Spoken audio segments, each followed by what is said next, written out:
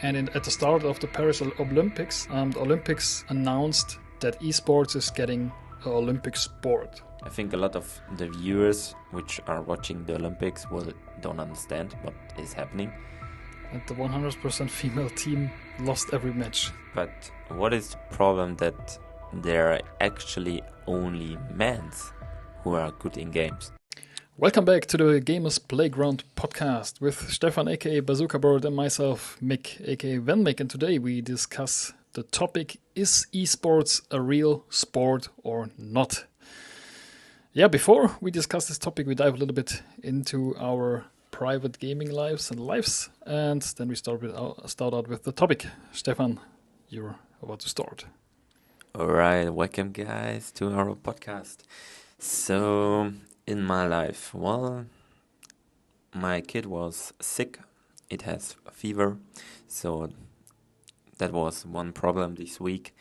But she is now in a good mood again, so that's great. And other than that, nothing special happened. Working, doing some sports, and yeah, that's it. And in the gaming, quite nice. I got this week also my best in slot. What was it? Clock. So that was nice. Yeah, that was nice. And yeah, leveled my warrior yesterday to level 80. That was also nice. And started the 20th birthday year of World of Warcraft yesterday. The event I played it was also quite nice. And yeah, that was my last week. Not much, but a few things happened. Good. For me, not much going on. As Stefan wants. In gaming, I was getting a little bit more into Brawl Stars because of Stefan. Unlocked a couple champions there because I was thinking I had the desire to get a little bit competitive, so I have the option to go PvP World of Warcraft, I have the option to go League of Legends Mobile or Brawl Stars Mobile.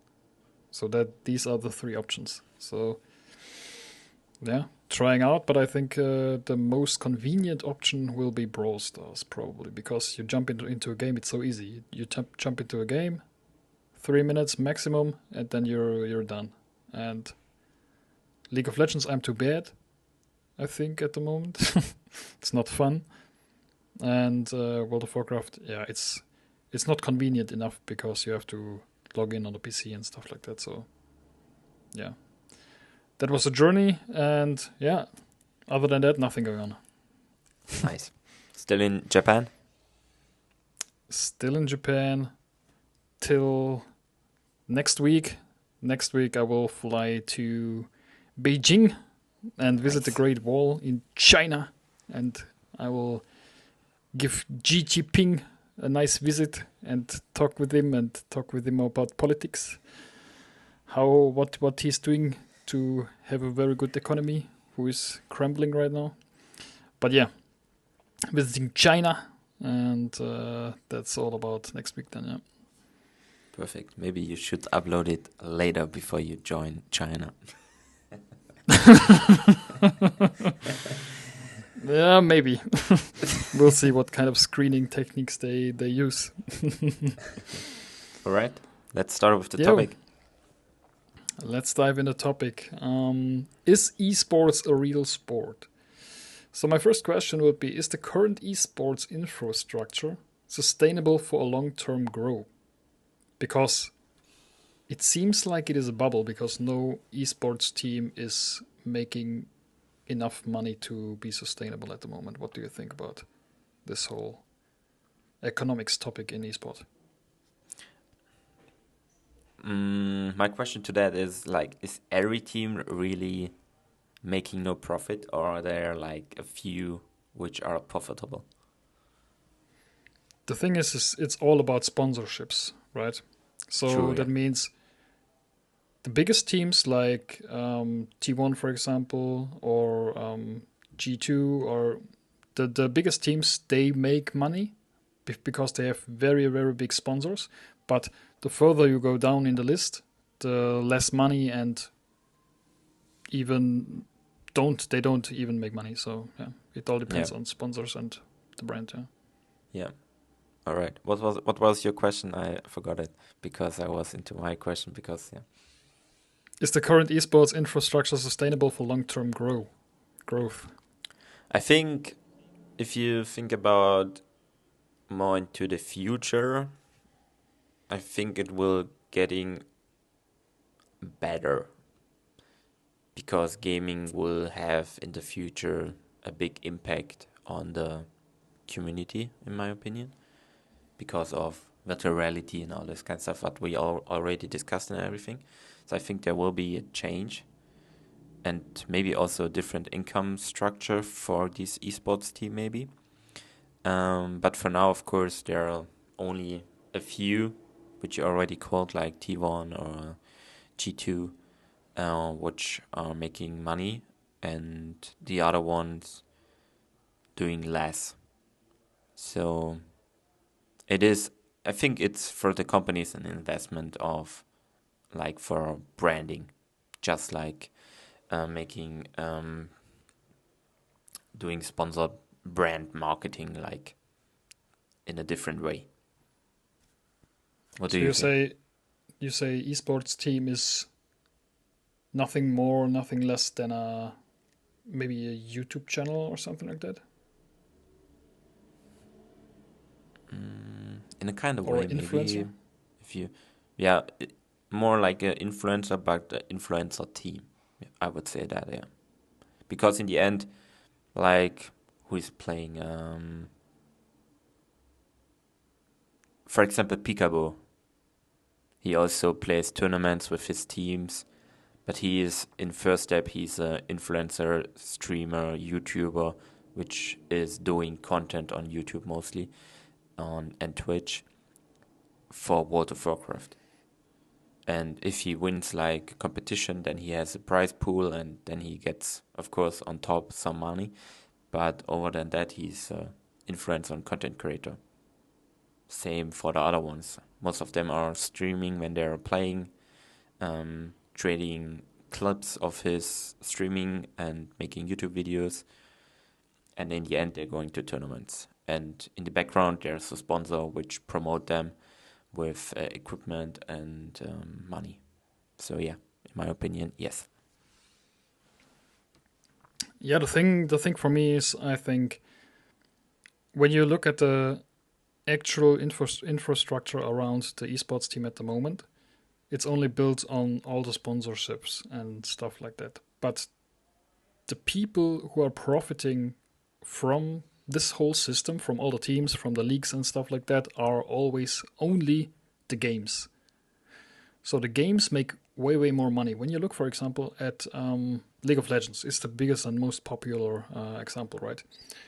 When you look at League of Legends,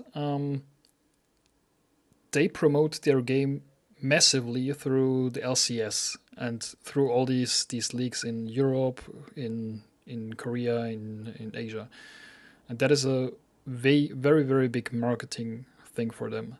So through that they can create the high ticket sales in skins, for example. For they use this whole kind of stuff to support it, to market it. So they make the most money through it. So I think they should sponsor them way more because it's a marketing tool for them. And but when it goes through this, I think yeah, it's nothing more than a whole sponsorship thing for the teams. So the teams, it will be probably forever be very hard for the teams to create a company through it. Sure, they can sell merch. You can compare it for, like a football team, right? But the viewership of a football team is yeah way bigger, and they have so much more marketing options, and the money through television and stuff like that. That's the big money which is coming into the football sector, for example. So you don't have this high demand at the moment for the esports segment. So as long as the demand is not big enough to that TV or something like that is paying money, it's not sustainable for a company. I think that's the big issue. Yeah.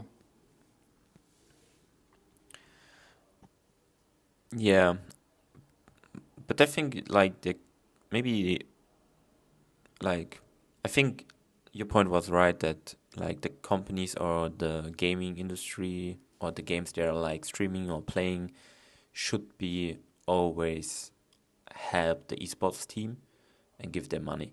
Because in the other hand, more people will watch them, more people will join also the game, try to be as good as the streamer or the esport player. And there is microtransaction in the background from the game, and there we have a big return on that. And like a percentage should go for esports team, I think. That would be smart and great. Yeah, it's nothing less than a advertising tool for them. Yeah. That's it. And through that, we see it in League of Legends every season. I mean, they create those skins for each season, and even the whole profile banners and stuff like that for every team. And yeah, they use it as a marketing machine and also as a profit machine. So they create things through it. So yeah, but then you read from, for example, from America, from the LCS, that League of Legends was want to stop the league and stuff like that. They don't want to support it anymore. My, in my opinion, that would be a very bad factor for them, because they're it's like cutting your left foot or something like that. Getting rid of your left foot, so you cannot walk anymore. Then you only jump and risk that you never walk again. So yeah, that could be a dangerous thing for them. But sure, the game will probably continue to be relevant, but probably it will cut a little bit of the demand. Yeah. Maybe yes. Mm, so I have a good question to that. Do you think like the esports athletes should like receive the same financial benefits, for example, like the traditional sport athletes, or like Athletes. Oh. yeah, like for example, Messi or Cristiano Ronaldo versus Faker? They're earning like billions and making a lot of millions, and Faker is, I think he gets enough money, but he could do even more maybe. I mean, there's the same discussion, same public discussion with, for example, women football teams versus men football teams, right? And they're complaining we're not earning the same money as the male ones, blah blah blah. But the whole entertainment sector and the whole sports sector, like esports or like football or something like that, it's only a thing of what comes into the club and what goes out to the players to the club in case of money. It's an economic game. It's like it's a company, so the company has to be profitable, and the company can give their resources to their employees to be sustainable. So it's it's all about the money which comes in, and then they can pay them. If not a lot of money is coming in and only sponsor money is coming in, for example, and not a lot of TV money or money from League of Legends, then it's hard to pay all the athletes in the same way than football athletes.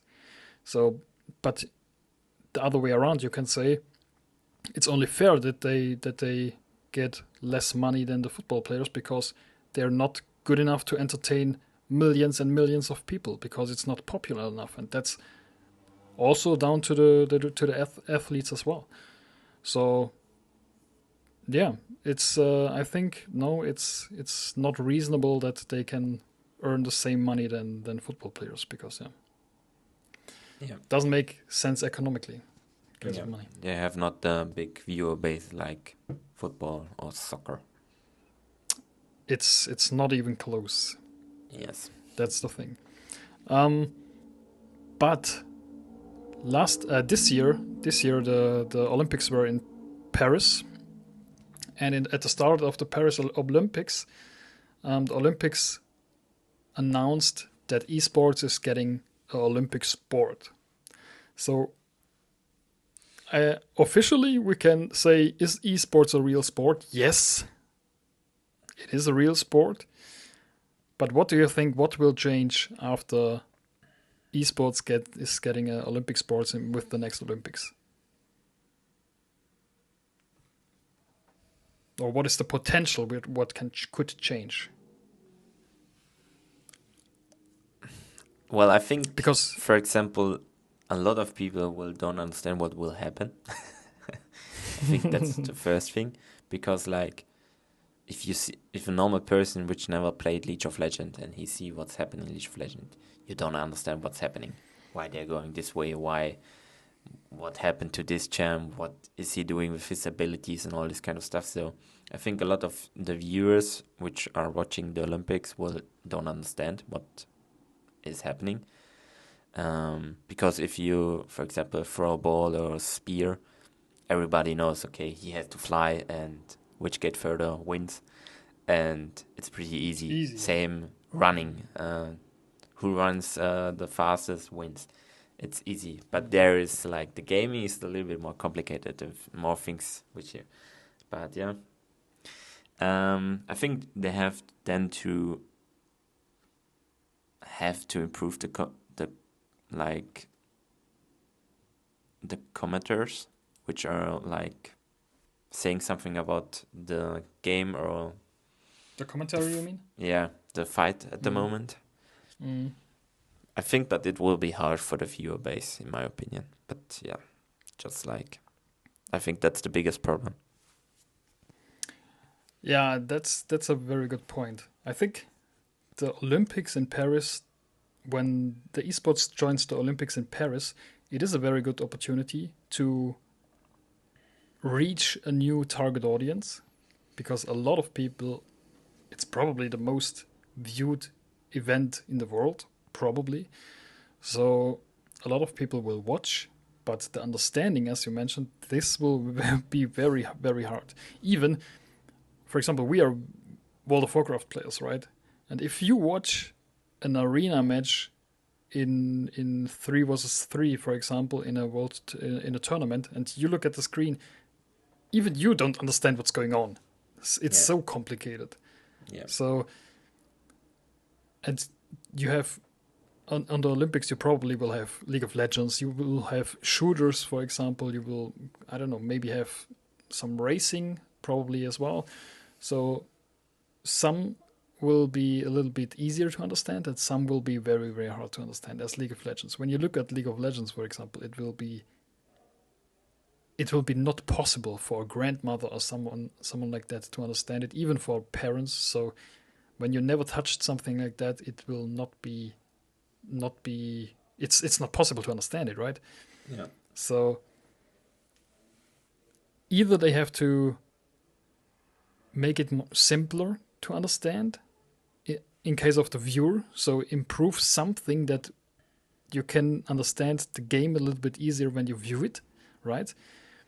Or they have to educate, but I don't think you can educate that much that you can understand it in an hour or 30 minutes. And no one is interested in watching a 30-minute or 1 hour knowledge thing to understand the sport, I think. So are you really reaching a new audience? Maybe a little bit, but I have a good follow-up. Because, for example, if you watch Olympics, you watch it, well, the kids are also watching. So maybe there will be going interaction with the parents and the kids. And the kids are explaining what is happening, telling them. Because if in the end, the kids will watch it, because they already watch it maybe on Twitch or something like that. So maybe that's bringing the kids and the parents more connected, because the parents also see now what are the kids are watching and like to see, something like that maybe. That's an interesting thought, yeah.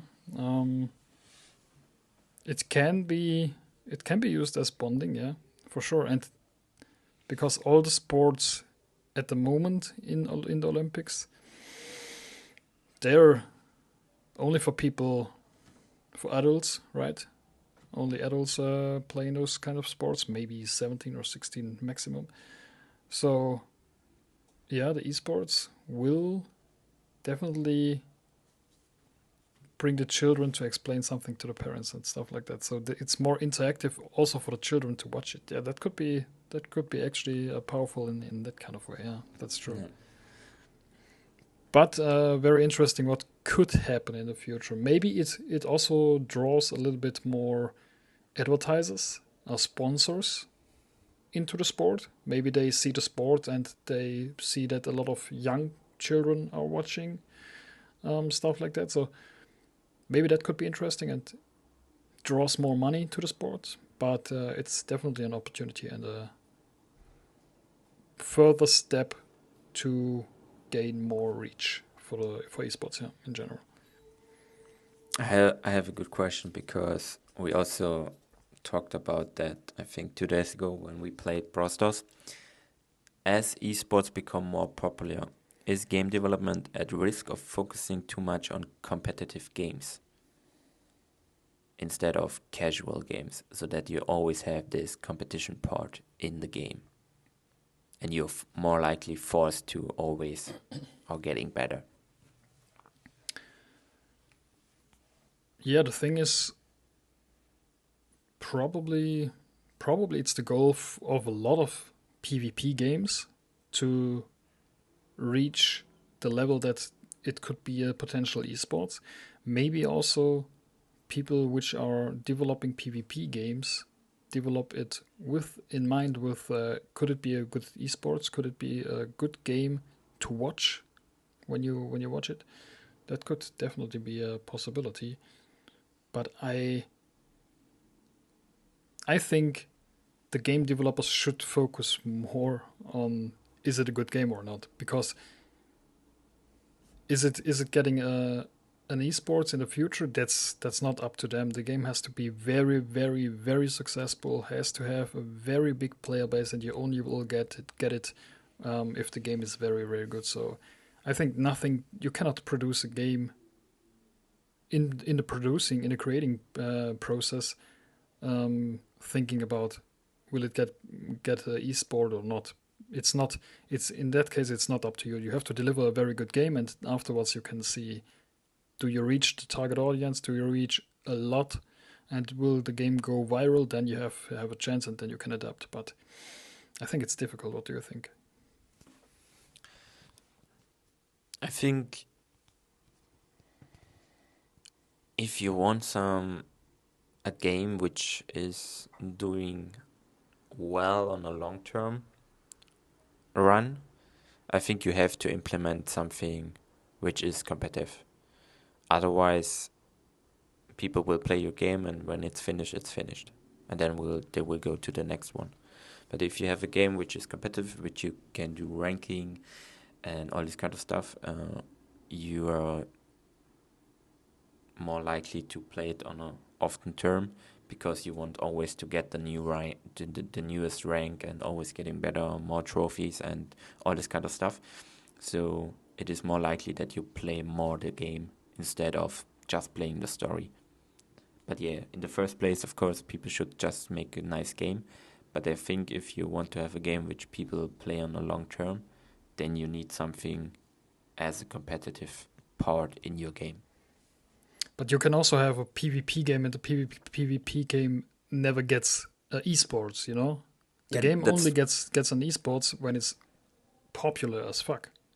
yeah, but like, for example, you only get like a potential for esport if you have a game which people are playing not just one time, they're playing on a regular basis, and that's, you can only do it. My question was, yeah, if like a risk of focusing too much on competitive games, which is like PvP, and if you don't have the focus on doing something the competitive game part, or doing nothing of that, you will never get to a point where it's getting a popular game for a long term. It's getting maybe one shot, and then it's have already played the story, and then it's going down. Yeah, I mean, yeah, that's definitely the case. You have to implement those systems in before, and then you can hope that it gets one. Yeah, that's the baseline, literally. Yeah. Yeah. I have a good So question. I know you already mentioned it before. okay. Esports is still a male-dominated industry. What are the main barriers for women in esports, and how can this imbalance be addressed? Interesting question. I can remember in the, I think it was the LCS. I think it was the LCS, and the LCS once had a 100% female team in it, and the 100% female team lost every match. Not, I think yeah, I think they lost everything. Yeah.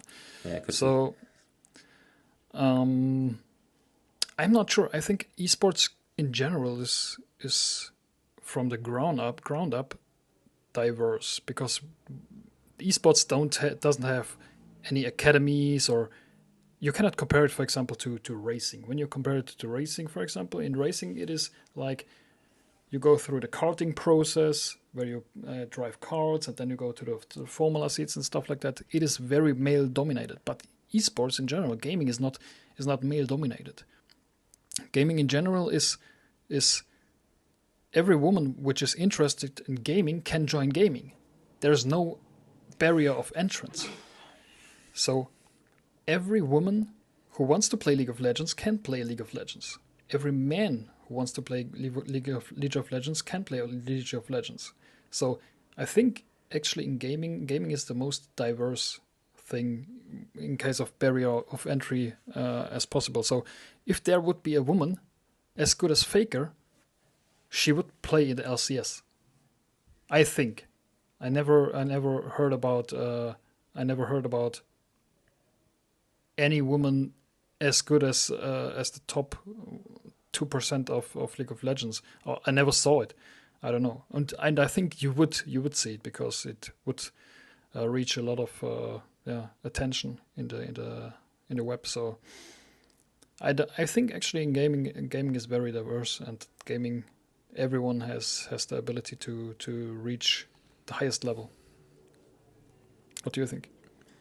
Yeah, I think the barriers are low. Like everybody could be a esport if you want. The only thing you have to be is good. So if you're good enough, then you will make it. But what is the problem that there are actually only men who are good in games? Do you think that girls or women are not taking it too serious than men's, because competitive part is more likely a man thing? Right, that was the thing which I wanted to mention then, is we as a man, we want to drive more into competitive side, because it's related to the hunting side and to be better as the other male and stuff like that. So I think women in general are not too interested in the competitive side, and you need the drive of that, I think, to be better every day in that kind of thing, and to get to the highest level. You need that drive, and that's probably something which plays a role. So it is very interesting to think about why there are not a lot of women competitive, actually, because most of the time there are also outliers, and you don't see outliers actually. I saw women streaming, for example, which are sure which are in higher ranks in League of Legends, maybe even masters, I don't know, but never in an esport. I don't know. Besides this 100% women team, but I think this was not in case of skill. This was only to make a statement, and that was actually it was actually bad for them, because the reputation for the women team was not the greatest afterwards, because they lost every game and nobody thought they were good. Yeah. Mm. What do you think? Why are there no women in the high class esport? Good question, which I don't know how to answer it. I think if any girls are watching, write us down in the comments. Why do you think that could be a problem? But yeah, I think like the part which I mentioned is like the competitive side, man versus man, hunting season in the past and all this kind of stuff. I think that's a big, like I think that's one of the big things which is different from a woman and a man. Mm. Other than that, I, I don't know if we have better reaction times than women's. I don't know that. I'm not Could be sure. possible because you see always these videos where uh, the father and the babies are playing and the baby is almost flying from the sofa and man is always catching in the last moment. Mm. Um, and maybe that's a problem. I don't know if we have better reaction time, and that's the most important thing actually. In, for example, League of Legends, you need a good reaction time. Mm. That's why also after a few years they are changing the players because if you are getting older, your reaction time is going down. Um, yeah, Only I the don't know. goats survive. Only the fakers, the Bjergsons, and the Yeah, Caps. even Bjergsen is out. True, true. No, He's old enough, yeah. But Faker still, no. Faker is still, I think, one of the oldest, right? Yeah, Faker's still winning and still No. in the game. Oh. Yeah, that's definitely very interesting. Yeah. Um, how do you balance the competition and entertainment in esports without losing the integrity of the game? So, how do you make it that the game is still the focus and not and the whole scene is not over entertained, you know? It's not all about sponsoring this thing, that thing, and the game. It's still about the game. During a tournament, or Yeah, if in someone esports, is yeah. streaming from esports. Well, I think the most thing or the most parts are always the game, like the fights, team creation. So I think like most of the time during tournaments or when the streamers are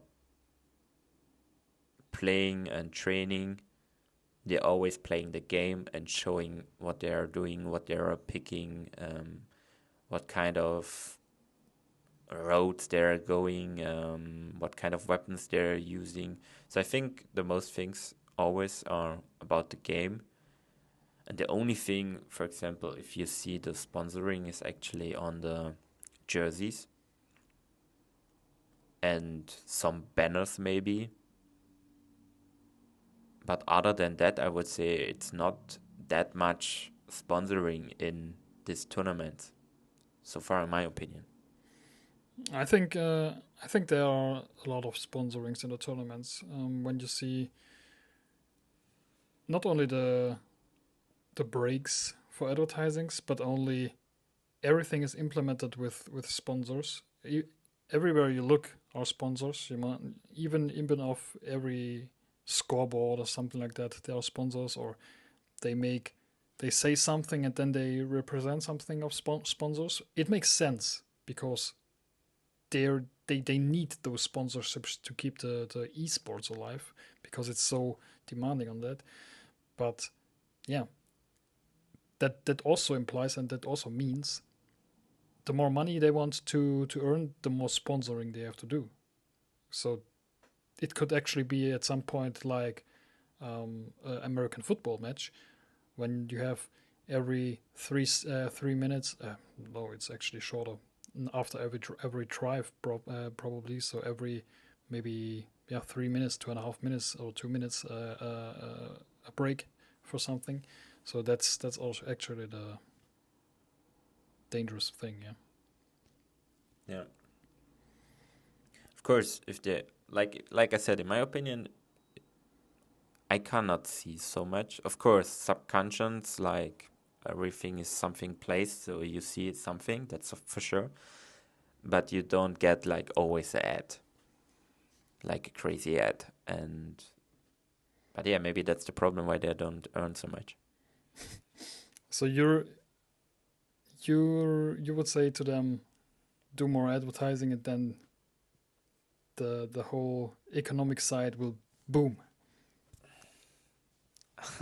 I don't know, but Yeah, possibly, yeah, maybe. that's the difference. If you watch, I don't know, something else, you see always more advertising. And like if I watch LCS, in my opinion, I didn't saw so much advertisement. In my Okay. opinion, I have one last question.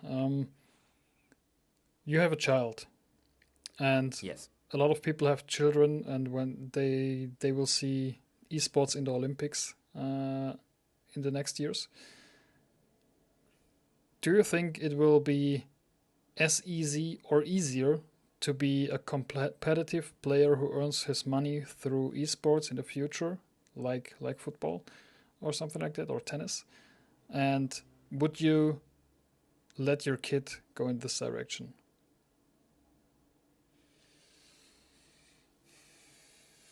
It is hard because I think every parent has this problem that you are going into this mode like your kid should do that because you never get to this point where you would like No, to no, no, go. no. I And speak then you, the kid wants it.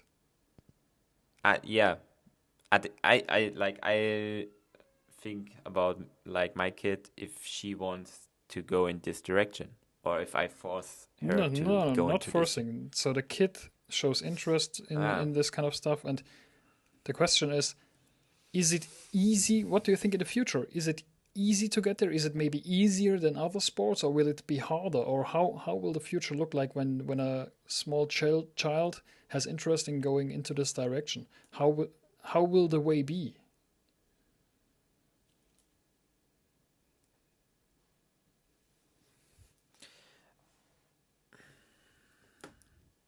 I think it is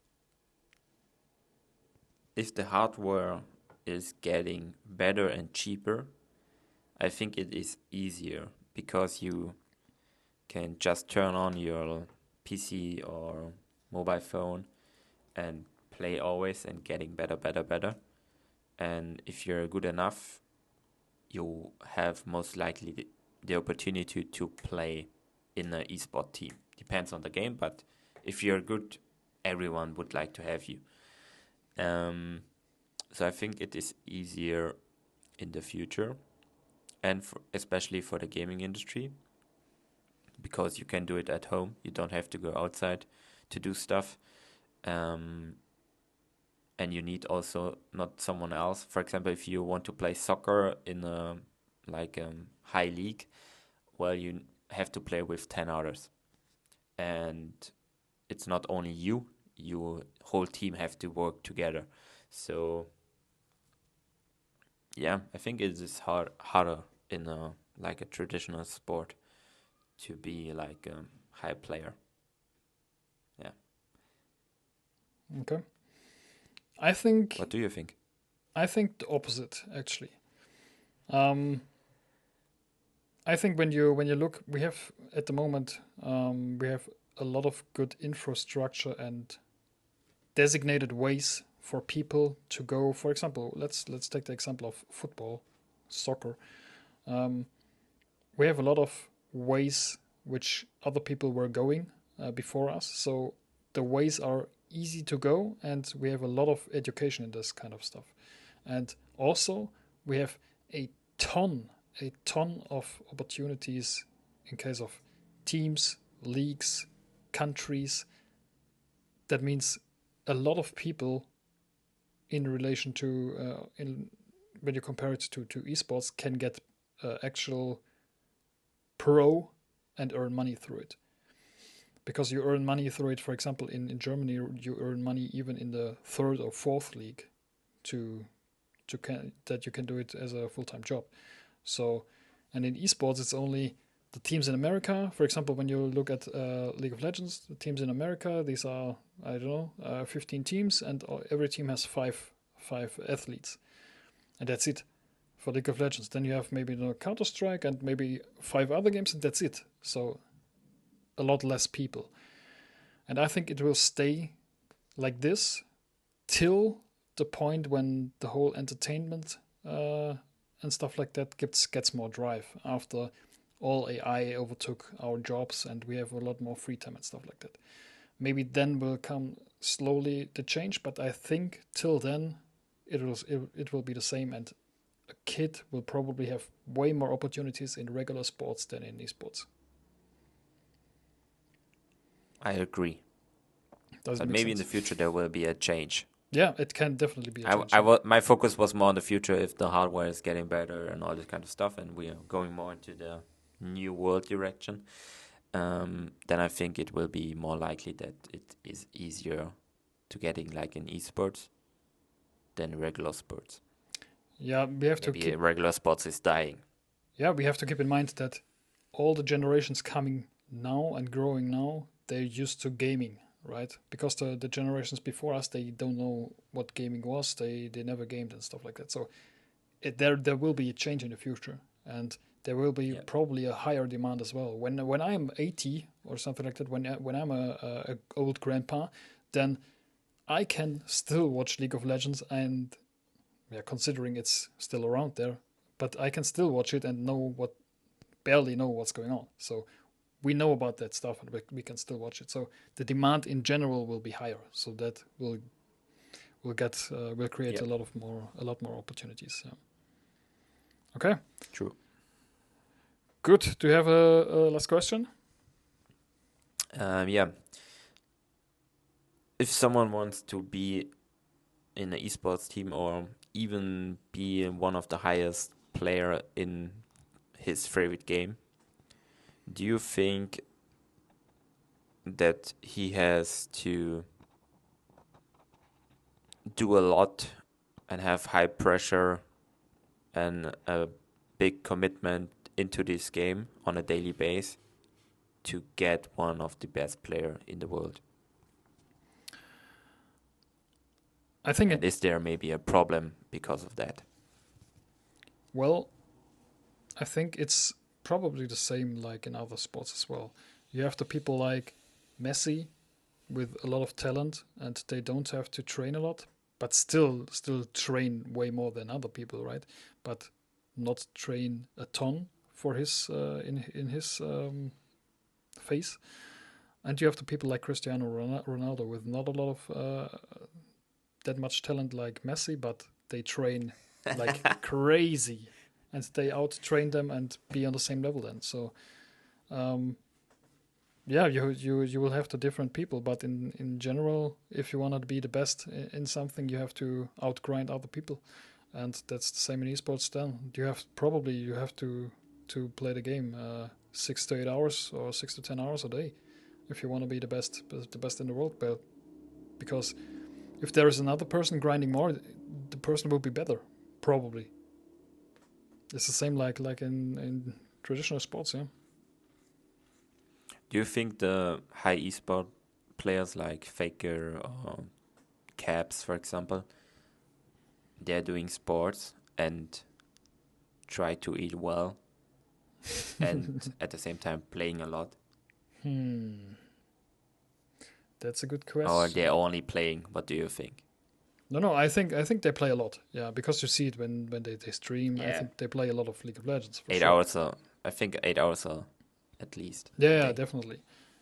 But do they eat healthy and have a healthy lifestyle and stuff like that? That's a good question. I think they have routines from the team they have to do, So go to the gym, do this, do that. In case of eating, I don't know, maybe a little bit, but you cannot compare it to the traditional sports. But I think they're not too bad, I hope, because the team is giving them guidelines. Would you say if they would do that, they would maybe be even better? Probably, yes. Because you can see in case of data that if you eat clean, you can massively improve your cognitive your cognitive things that you can react way better. Your brain can process way better the information. So if you improve that, and if you're very clean in that, and you train and you take care of your body, you will be way better. Definitely. No, there's no doubt in it. What do you think? Yep, I think the same. No. We see it at, for example, Xario with his first mage, Yeah. or even a Khan mage now. Did you saw he was rank 1 now in US? Yeah, I saw it. Mage. Yeah, he was rank 1 arcane mage in Mythic Plus. So it's crazy. Xari is a great player, but we want to hear that from the players in the first hand. So Faker, Caps, Björks, and all the people, or Xario, if you hear that, we invite you to the podcast, and then you can tell all the people what your real life looks like, or what your routines look like, and then we can figure out, why are you so good? Why are you the person you're at the moment? And that's what interests us, because everyone looks at gamers and thinks they're only sitting in front of their PC or console and rotting in their seats. But we want to show it's not the case. Everyone has a life and everyone has his own routines. So if you're interested, come to our podcast. Invitation are out. And yeah, do you have any last questions, or No, are we wrapping I think up? that was a good ending from you, so nothing to add to that. Okay, good. Then I would say thank you for listening. If you're still listening, give the channel a sub. And yeah, I would say we see us in the next one, Monday and Friday. A new podcast comes out every time, and give this video a like. Don't be like this one hater we have, which give the video a dislike. And and as always, the last words are yours, Stefan's. All right, guys, thank you for your time. Yeah, share this video to all the top tier players, and we see us in the next podcast. Bye bye, guys.